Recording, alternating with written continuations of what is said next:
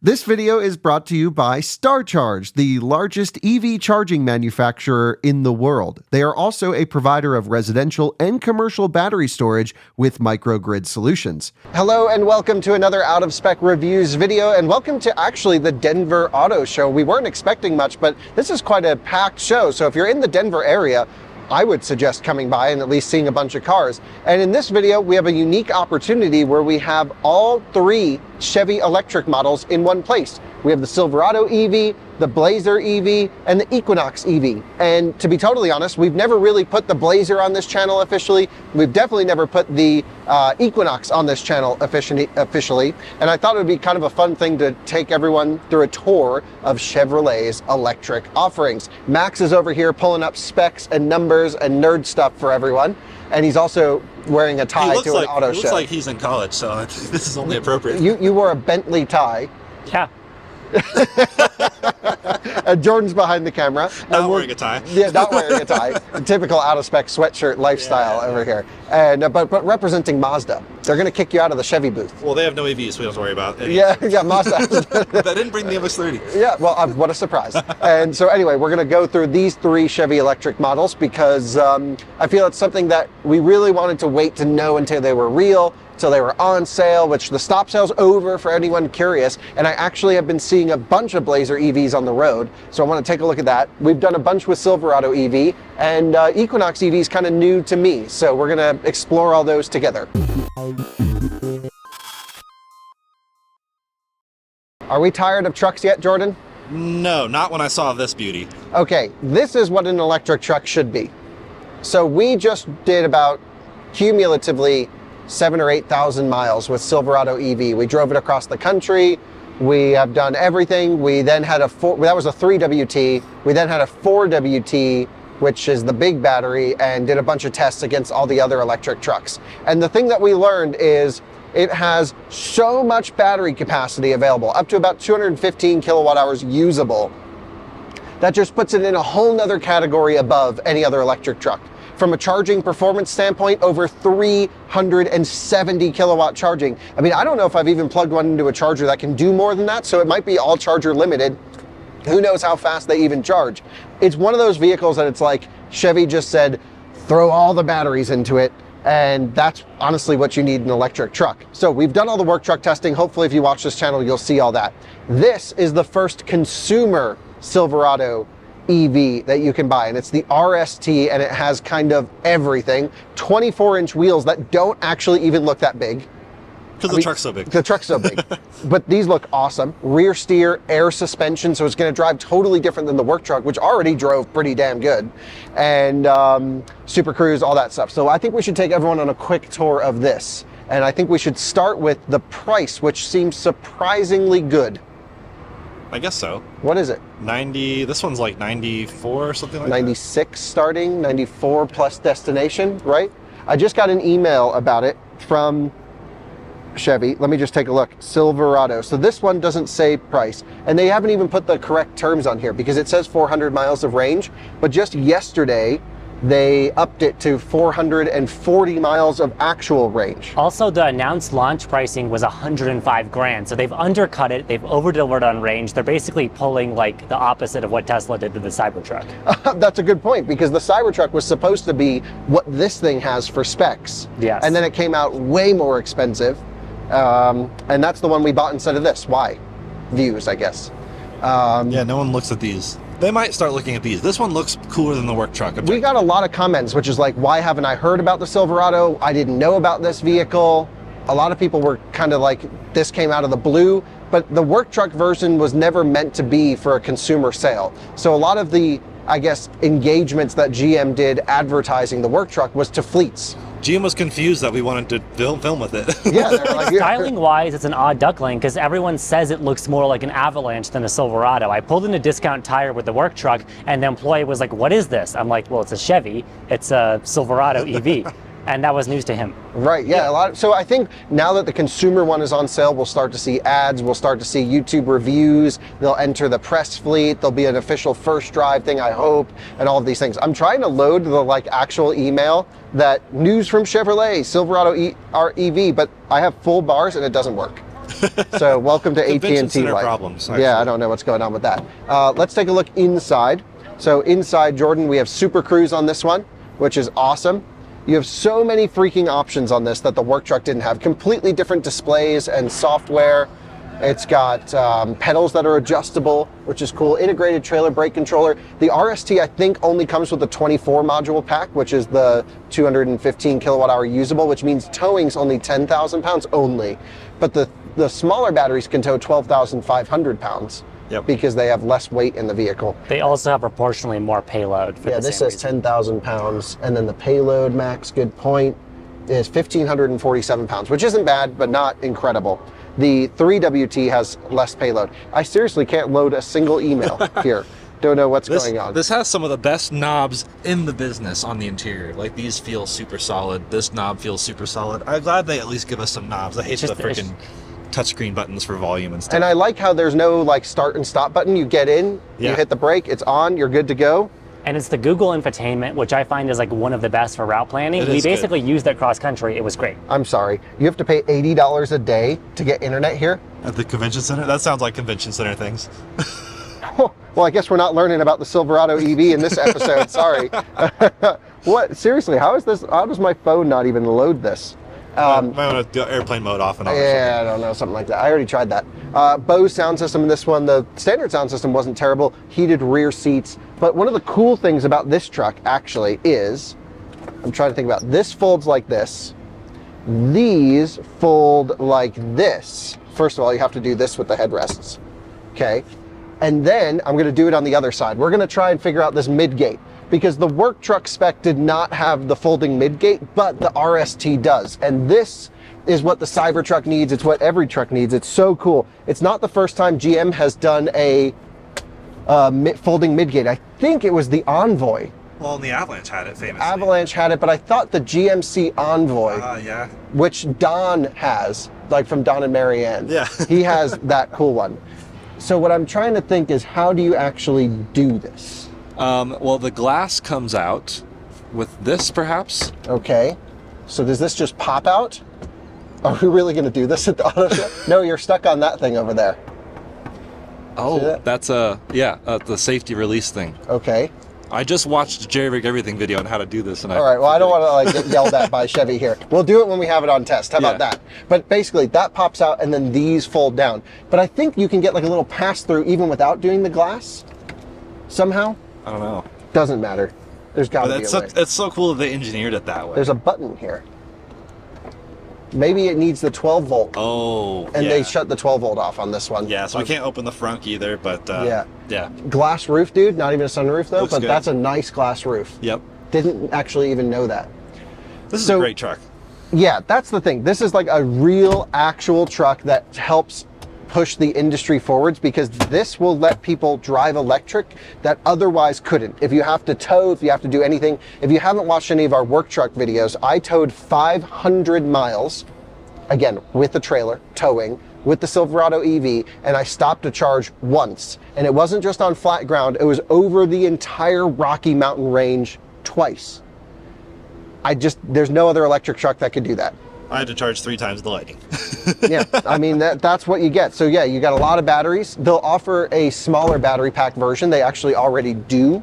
Yeah, I can't even drop the tailgate because the power is off to this one. But yeah, we got Pro Power, or whatever they call it.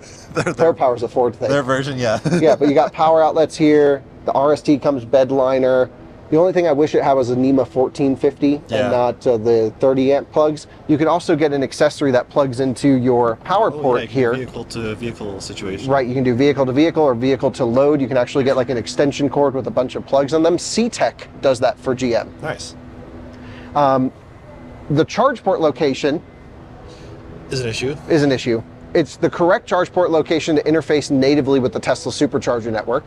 The Tesla Supercharger network famously does not support high voltage natively, which means this will not go into a series configuration, high voltage configuration to charge fast, which means you're limited to about 200 kilowatts.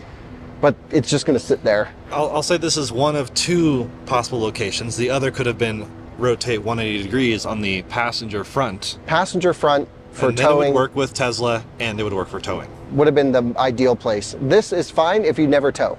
If you tow, a rear charge port is death. Yep. It's really bad. So I think my one main concern with this truck is this: you have to unhook. There's almost no way you can get to a charging station unless you're blocking stalls without unhooking. Yep. So does my email want to load now? Silverado. I feel like if you were going to have it one way or the other, I would rather they design it for towing than designing for Tesla superchargers today, because those will change. Yeah, they'll change. V4 dispensers, I mean, they're kind of more center and longer cables. Here is the official email from GMC. 440-mile range, a significant increase from the previous estimate of 400 miles. They call it the Multi-Flex Midgate, which paired with the Multi-Flex Tailgate improves storage capacity from 5 feet 11 inches to 10 feet 10 inches if you go down the length of the truck. That's crazy. So again, we can't fold it here because of power, but 10 feet 10 inches, which is amazing. In the future, Chevy will roll out a suite of Silverado EV trims for our retail customers. So that would mean like Trail Boss, normal ones, High Country, I don't know, all the other ones. And the first edition RST starts at $94,500 plus $19.95 for shipping. Not bad. Or DFC, which I think is shipping. So it starts where the Lightning tops out.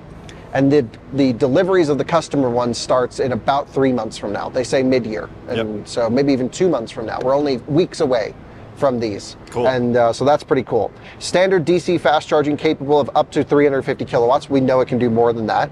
7.2 kilowatts available to export power, but then 10.2 if you get the accessory power bar. 754 horsepower, 785 pound-feet of torque. Dual Fine, motor. not class leading, but better than dual motor Cybertruck, but then weighs a lot more than dual motor Cybertruck. 10,000 pounds towing, 1,300 pounds of payload. Didn't this say more This payload? had more payload. Maybe Okay. that's like minus a driver. Yeah, no, okay. It's got the big screen, Super Cruise, Chevy Safety Assist, 24-inch wheels, glass roof, and it comes with a 19.2 kilowatt AC onboard charger. Nice. Those were the highlights that GM gave me for this truck. But either way, freaking awesome. I could totally see ourselves getting one of these once we're done with the Cybertruck. Yep. Don't you think, Jordan? It's actually useful. It would be so useful. Cybertruck just like is fun and flashy and gets lots of views, but like long term, this is such a cool truck. This is a usable truck. Okay, so we know this. Multi-flex or something. Yeah, multi-flex everything. So we know this truck. We've done a lot. We'll have a video coming on the consumer one when we can actually drive it. Yep. But we know Silverado. We're comfortable with it. It's great. This is the next electric vehicle that Chevy has right now. And by the way, there's no Bolt here because I think the Bolt is officially done, right? Yeah, for now, unless they bring it back. They are going to bring it back, Okay. and it'll have an LFP battery. So that'll be cool. Blazer EV, this is the RS trim, but there's a bunch of different ones. Max, do you have the layout of how many different configurations Blazer comes in? And before you go through that, sorry, I just wanted to mention, these are now on sale. The stop sale's over. I saw a pretty base one actually go by my house the other day. I could hear it. The pedestrian warning sound was really loud. And yeah. And I was like, oh, it's electric Blazer. So pretty cool. I actually think they look great at night. They have a really good lighting signature. Yep. And overall, I don't have really many issues with the exterior styling. The interior is not totally my cup of tea. No. And the charge port door is really slow unless they've updated that with software. That. Because we did a whole LA I've auto heard of show. 0 to 60 improvements with software updates, but have you heard of charge speed up? Charge port door opening a lot faster. Let's They hope. almost have a Thor's hammer split thing here, just like, Yeah, like a Volvo. Polestar 3, right? Yeah, Volvo lawyers, where are you at? Yeah. Or is that Polestar 4 that goes down? Well, they all do. All the Polestars do the. Oh, yep. that's right. They go in both directions. Yep. Sorry, Max. Take us away. Give us the product presentation of the Blazer EV. Well, it's classic Chevy. You've got LT, you've got 2LT, then you've got the RS, which they're demoing here. The really weird thing about this, though, is like this may be the only electric vehicle, and actually maybe the only production vehicle currently for sale you can get in a front-wheel drive, rear-wheel drive, or all-wheel drive drivetrain. So if you're getting the LT, then that's like a standard front-wheel drive, which we don't technically have official specs for. It's probably going to have an 85 kilowatt-hour battery and all of those base trims, but it's going to. So that's the same as Prologue then. That's the battery that's in Prologue. Yes, the bigger battery in those nicer ones like the RS will be 102 kilowatt hours, which is standard Ultium from what we know. And then it's also going to have 288 horsepower, I think, if you get the Blazer Blazer rear-wheel drive, and then it's going to be up to $557 if you get the all-wheel drive Blazer. Damn. The front-wheel drive, we don't know. I'm guessing 200 probably. Whatever the Prologue is, I would think they would do here. Yeah, it's just a strange recipe. I guess they're assuming, okay, the entry level like LT that's front wheel drive is less premium, and then if you get the RS, then you want rear wheel drive. I don't understand why it's not simpler for them to just make them all rear wheel drive.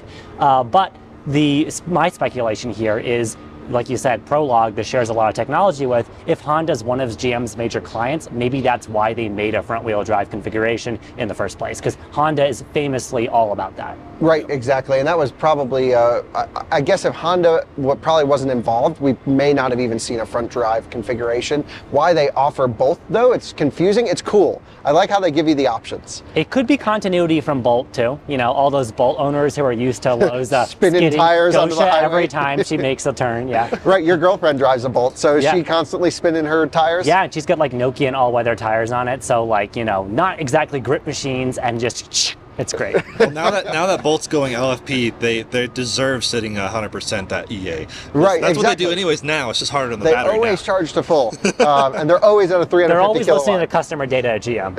Right, so at least the Bolt's getting better. Okay, so you can get a bunch of different trims in this. The starting price, what is the base price of a Blazer EV? Because this one's pretty expensive, which it doesn't say here. Oh yeah, Blazer EV RS is 55 Starting grand. at 55. Which I don't know how this is spec'd. But we have to mention a Tesla Model Y Performance. Yep. Starts at 50, 48, I think. 48. Yeah. It's gone up to 49. Tesla always changes pricing. However, they're aiming, GM is, for full tax credit eligibility on this. They may not get it, but that's what they're trying to do. Does Tesla get it? Tesla gets the full tax credit with all of Model Y. So it's cheaper and gets the tax credits, guaranteed. This is more expensive and might get the tax credit. It's changed multiple times this year. Yeah, I think currently it gets half the tax credit. So you get $3,750. These are built in Mexico, right? I believe so, but it doesn't matter where the car is built. It's all just about the battery. Okay, interesting. So, but final assembly does have to be North America, doesn't it? No, that's the old tax credit. The new tax credit is 50% battery component, 50% critical battery minerals. Really? I'm not sure about next year's tax credit, which will also be different. I can't keep There track. may not be a tax credit next year. Presidential election, we'll see. I hope there isn't. Don't worry, personally. this just won 2024 Motor Trend SUV of the year. But you couldn't buy it. But you couldn't buy it. But You it can sure buy it earned now. It earned It it. didn't just win, it earned Kevin Williams, let us know what you think of that statement. Okay, we all have fun, you know, crapping on the reliability early days of this car, but it sounds like they fixed it. And as soon as we get ours to test, we are going to be putting the software through the paces. Jordan's going to do everything. We're going to hopefully see that they fixed interoperability issues with some chargers. Yeah. And it's back on sale and it's ready to rock and roll. As a vehicle, let's ignore the rough start that this car undoubtedly had. Is this a $55,000 vehicle? We haven't driven it. Let's just be clear. Mm-hmm. But I'm just going to sit inside here and just experience it. First of all, I like that I actually can't move the seat because they turned the power off. But I like the steering wheel in here. I like the switch gear. It's all the same as Silverado. I like this pull back up and down. I like that I get in, hit the brake pedal, the car turns on. The user interface is great in terms of route planning. It automatically preconditions to a charger, has plug-in charge on EVgo with Mac ID. I don't think it supports ISO 15118, does it, Max? Not in its current incarnation. We could have the hardware to do it. It needs it to work with superchargers. So it's going to definitely have it. Yeah. But it's just not turned on at the moment. Also, I think it's interesting that, you know, the Ford Mach-E, which I guess is somewhat competition for this, that has some of the best Apple CarPlay integration we've seen in any EV with route planning and all that. This has no Apple CarPlay, no Android Auto, so you have to use the built-in system. Yeah, I forgot about that. But I'm not a CarPlay guy. As long as I have Spotify in here. Does this have Spotify? Yeah, there's a native Spotify app. It's Android Automotive. Then he's fine. Then that's all I care about. Okay, Kyle's not a picky infotainment customer. No, I'm really actually not. That's more like me. Yeah, Jordan's our software. But like, guy. if you Yeah. don't care about having CarPlay, then what's stopping you from getting the Model Y? CarPlay is so annoying because every time it's on and I'm filming something, it constantly stops the That's a filming. YouTuber problem. And I can't airdrop on CarPlay. Yeah, the CarPlay Wi-Fi situation is frustrating. It's and awful. Ford wireless CarPlay is really bad. So Is it really? yeah, Okay. it keeps dropping connectivity. Oh, yeah, can't across open the different miles. trunk. Oh yeah, can't. These power trunks, man. Okay, so I think 2 cameras. the Blazer deserves a fresh look. my opinion. Yeah. We have obviously given it all the bad stories. We've been like, what's GM doing over there? It sounds like they fixed a lot of their issues. We need to test it. We need to do all the stuff with it. And then we can form a good opinion. I will say, just seeing them on the road, though, they look good. This angle is amazing right here. They're interesting. Yep. And I actually think, you know, depending on the lease price or even the purchase price with tax credits, you're getting into the realm of, okay, this makes sense. But Max, you're definitely not the biggest Tesla fan out there at all. But could you buy this over a Model Y just by numbers on paper? Like, it just seems like the Model Y is a much better value. I think I could, because it's still going to have, if you're getting an RS, more feature content than a Model Y. Like, I just think the interior will probably be a bit nicer. And I think there'd be people who just don't want a Model Y, whether it's because you don't like Elon or maybe you just don't want to drive another Model Y. There's a lot of them on the road. Yeah, they're everywhere. I think there's a lot of reason. I mean, I drive a Polestar 2 because I didn't want to drive a Model 3, despite that vehicle having better charging, being more efficient, yada yada. It's just, you know, some people will have a preference. The question I think that's relevant is, if you're not getting a Model Y and you're deciding in that camp, is this your go-to option, or do you look at Mustang Mach-E? Do you look at some of the other stuff in the market? This technologically, I think, wins over the other stuff. Yeah, I would actually agree with that. I think without driving it, this has my vote over Mach-E. Yeah.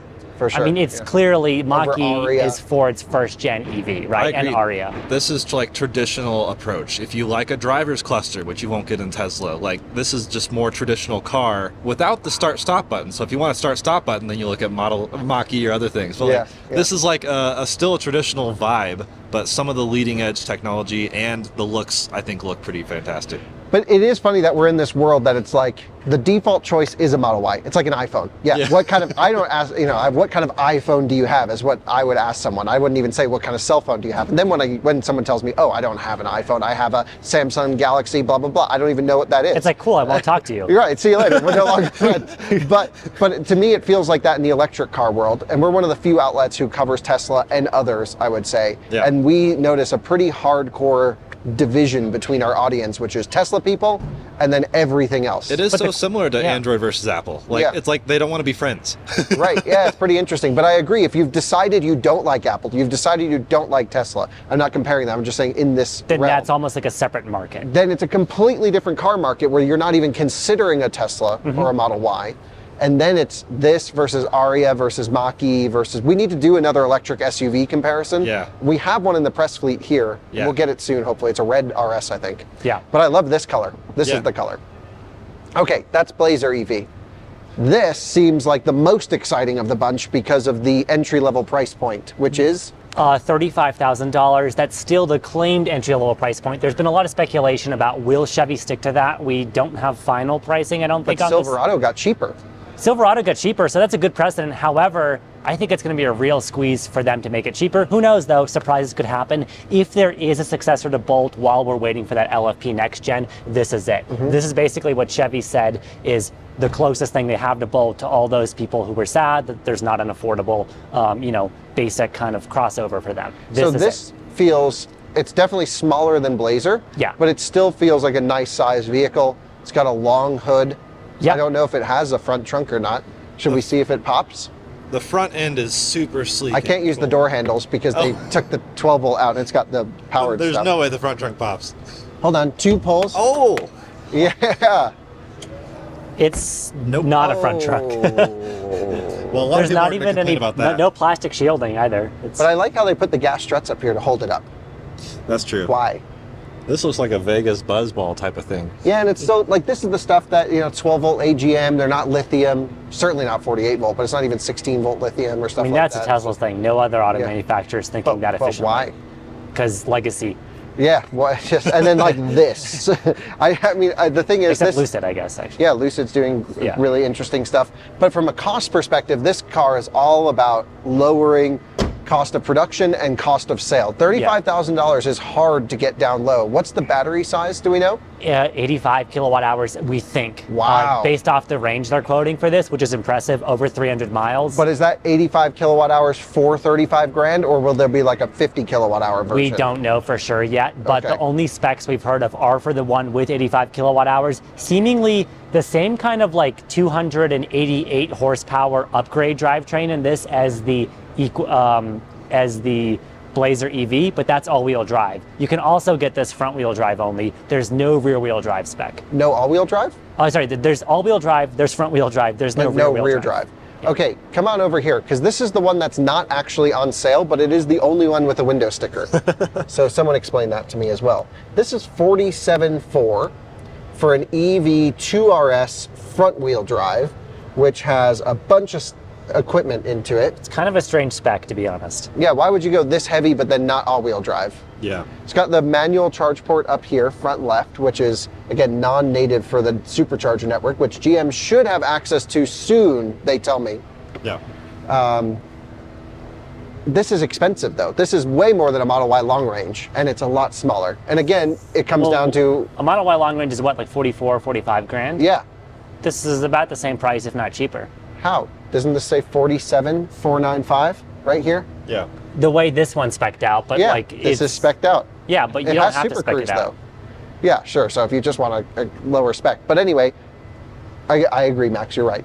You can get it cheaper. And if this gets more range than Model Y, then Yeah. that could be kind of nice. I think Chevy, if they have like a trademark or like something they're known for in EVs, it's just giving you lots of battery for the money. They've done it from day one with the Bolt, Yeah, and they're Bolt still had doing great it. range. Yeah, I mean like 85 kilowatt hours. If you get that under 40 grand, that's going to be awesome. Be amazing. That would be amazing. So, and I think that's probably a good thing to be known for. It's a very American way. Throw a bunch of batteries into it. Yeah, and all the Tesla people will be like, oh, they're not designing the vehicle for efficiency from the inside out. They're just, I don't know. If Yeah. that's what the customer wants, then that's what they'll do. Yeah, just throw some batteries in there. Yeah. You know, it is an interesting approach, but I have to say inside it doesn't really appear to be any worse than the Blazer, my impression. Super similar. Yeah, very similar. And I know this is a high-spec trim, but it's got the same steering wheel. It's got the same shifters. It's got the Super Cruise stuff, which is awesome. It's got the same switchgear as Silverado EV. That's a $100,000 truck, and this has got the exact same buttons, knobs, interaction points, brake pedal, feels good, parking brake. I mean, everything is just the same between all these vehicles. What I haven't really seen are any of these with a light interior, because they always just feel a bit dark and dreary and black, gray, plasticky to me. I'd like to see something airy and lighter, and you know, because no roof in this one, no glass roof. Yeah. For So 48 it is grand. hard because as spec'd, this is basically Model Y performance with front-wheel drive, no glass roof. Like it's a bit hard to make. Yeah, but driver again, assistance only works on pre-mapped roads. Yeah, but again, who is actually But might cross-shopping actually work. Tesla? Yeah, might not have phantom braking. As I drove down here in the Cybertruck, and there was a sign with a shadow, it went. Yeah. Yep. No phantom braking and lightning cross. What's going on? What in the I-Pace is going on back Well, here? this looks Really? like Arrow. I-Pace everywhere. I feel Yeah, like. yeah. But no actual slip through here for the I-Pace has. Right, yeah. So that's why they had to put a rear wiper on. But I'm glad it has a wiper. Yeah. As a Polestar 2 owner, I'm very jealous of it. Yeah. So I'm wondering, like, this is black. Like, if it's not black, are you still going to have all this huge black and the huge front fake grille on this thing? I don't know. Okay. don't know I how it's didn't gonna even look. think. I think because it's black, it kind of blended in. Yeah, this looks great in black. Like, Yeah. super sleek, and Well, I love the wheels. it's got the Cybertruck thing, like the light bar with the separate headlights down below. But Oh, interesting. Okay, Will this yeah. all be body color? I think. I wonder if this will fill up with snow then, Ooh, yeah, it could. because that's the Snow Cybertruck collector. problem. Yeah, exactly. But we have never really covered this vehicle. To be honest, the Max, we're looking up specs online. We should do a better job of covering this stuff, but it's not out yet, so it's typical early view for us. early first look. Nice. Yeah. The pricing I just struggle with. Yeah. And I think everyone's going to struggle with the pricing. The Silverado is priced really well. This is priced a little high, I think, unless you go for a basic spec. And this is priced a little high unless you go for a basic spec. Yeah, and I But think with Tesla, there are no basic specs. They just come one way. I think the really terrifying thing for every automaker, Chevy, Honda, doesn't matter who you are, is the fact that Tesla, started this price war last year with the price cuts, Yeah. and they're still struggling to deliver cars. They've got huge inventory of Model Y. They know how to make that thing. That's going to put fear in the eye of, I mean, doesn't matter, is Tesla profitable? Are they doing okay? We're not company analysts. And to point the is- consumer, who cares how much point money is they to make the on my purchase? Yeah, the point is to the consumer, regardless of how they're doing or not, they've got a lot of inventory and they probably have more room to drop prices. Interesting. It'll be really cool to keep a close eye on this market. We're hearing EVs are hotter than ever, and we're hearing EVs are softer than ever. And from our viewpoint, the interest is there, because our views on our videos are only kind of slow trajectory up. Yeah. which we mostly just cover electric on this channel. So people are interested. They may not be buying though. Yeah, but I would argue if you're in the market, you're kind of remotely tech savvy, maybe you own your home, you can install a level 2 charger, and your car budget's like over 30 grand. It's kind of like, why would you not buy an EV right now in terms of what we're seeing with price competitiveness? Even now, the used EV prices are so low that even if your budget's below 30 grand, you're still seeing 20s and even teens. People are getting used Model EVs. 3 and Y performance under 25 grand. I mean, that's just amazing. Yeah, totally agree. So back on the Chevy thing, these are 3 models in 3, I would say, distinct markets. You have, of course, the electric truck market, which I would argue the Silverado EV is the market leader in terms of specifications. Yep. They are the clear choice if you need an electric truck to do work. I think there's one question though, is can they build these? Like, will they actually be shipping them to customers in quantities quickly enough? Yeah, well, they've built a couple thousand work truck versions. Yes, which we rented one of them. We had the They're press now one. everywhere at Hertz locations, so I would say, yeah, they built those. Yeah. It seems like the Ultium battery holdups. We did a podcast with John Volker, who really dug into that. That's an amazing podcast, by the way. I really, a lot of eye-opening information. People should listen to that. Sounds like they're out of their production hell of getting the battery modules sorted. Good, yeah. We got some music going, so we'll finish this up quickly. And We're being played out like at the Oscars. yeah, they're like, get the heck out of here. So Silverado EV, I think, is the market leader. From a customer standpoint, I don't care how many they build, as long as they just build one for me. Yeah. You know, so if you can find one somewhere and you're in the market, then it exists, it's real, and you can buy it. Yeah. The Blazer EV, I would say, is very middle of the pack. It's certainly better than some competition. Right off the bat, I can tell you it's more interesting than Aria, it's more interesting than Mustang Mach-E and a few other vehicles, but I still struggle to see how the majority of buyers will go for this over Model Y. Yeah. And then this is a big unknown. This could either kill the market and just absolutely exceed expectations, or it could do poorly. There's one big unknown. We didn't mention the elephant in the room. The Volvo EX30 is coming for this market, and that looks to be really, really compelling. Dude. So we'll have to wait for both of these to come to market and see which one actually is the best. This is much roomier than EX30 and has a much larger battery. Yeah. But EX30 is so much more premium and almost looks nicer. Yeah, so maybe that will be the design premium choice for people who don't need the back seat. Yeah, basically, are you Max Patton or are you Kyle? Because you would go EX30, and I would say, give me the range. Yep. It's a good option. We have options. This is great. Amazing. Imagine that. You know, to think 1 year ago, the only vehicle that would have been parked here was the Bolt. And it couldn't even be because it wasn't allowed to be indoors. That's right. They couldn't put them inside because of a fire issue. That thankfully has been resolved too. And now we're 1 year later, and I would say, okay, GM's a little bit late to the game with all of this, but it seems like their portfolio of products could set them up for a pretty sizable market share in electric vehicles. They're all in. I mean, Ultium seems to be like when it rains, it pours in a good way. Like it seems like if John Volker, you know, he's just done some great digging into this, if it's correct that they've fixed their problems, they could be set up for success. I just want a Cadillac Celestiq. Is that the proper way of saying it? Not Celestiq? Yeah, Celestiq. I want a Let's test Celestiq that. when they're 35 grand in 10 years and just And rat it out, yeah. Thanks so much for watching another Out of Spec Reviews video. Hope you enjoyed this one. This was interesting for us because we were able to get 2 new models on the channel for the first time and just chat about General Motors and Chevy's electric offerings. Yeah, no Cadillac here, no Escalade IQ, no Sierra EV, stuff like that. But just for the Chevy brand, pretty cool cars coming. A lot to test though. I have some skepticism about them too, so we need to test them. Thanks for watching. See you in another one again soon. Bye-bye.